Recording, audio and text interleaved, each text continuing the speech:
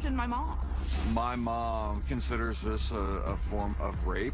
You wake up every day and you wonder, am I a monster like him, even though you know you're not? Many of Klein's children say the justice system failed them. The 79-year-old pled guilty today to 2 counts of obstruction of justice. He will not be behind bars.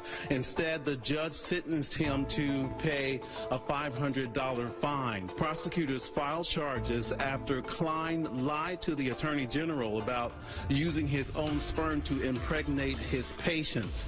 There is no official law against that in Indiana. Dr. Klein just got a slap on the wrist. There was no punishment.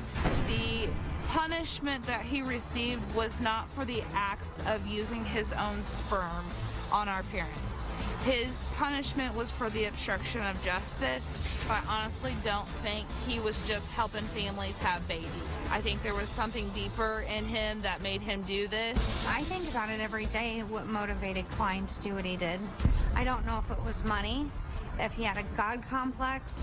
He has not shown any remorse, no apology, nothing. I would like Dr. Klein to apologize to our mom and our dad.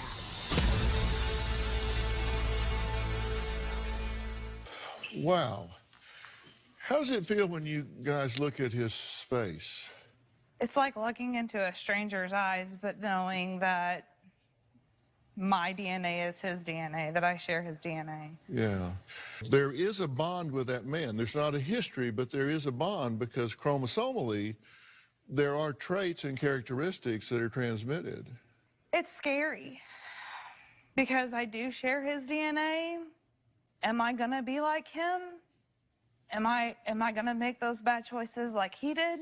How do y'all feel about it? It makes me angry. It hurts really bad. You know, I've known since I was about 15, almost 16, that my dad was not my biological father. And when I found out, I felt bad for him.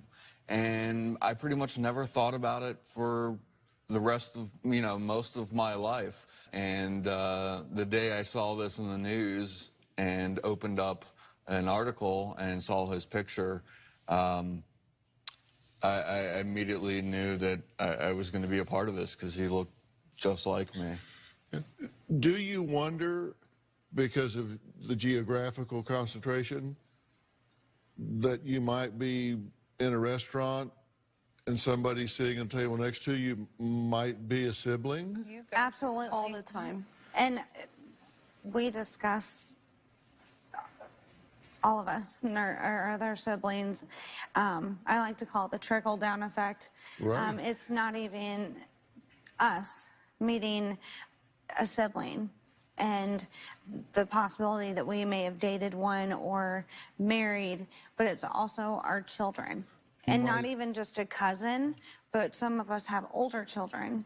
So our children can meet aunt or an uncle, not just a cousin. Right. And I know when I go home up to Indiana to visit family and friends, I get anxiety going out in public because you look around and wonder, is that a sister or a brother? And the more siblings that come out, the more we're having, I went to school with you, or I went to school with your cousin, and your cousin's my best friend. We lived 5 minutes away from each other growing up. Yeah. The more and more.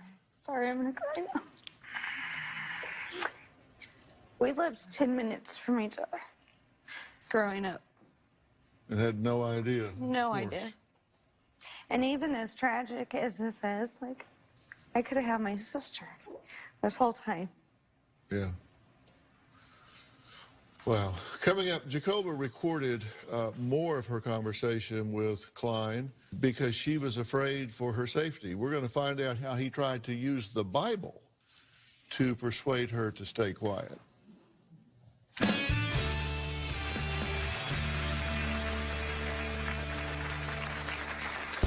When I met with Klein, he was very matter of fact, and the meeting was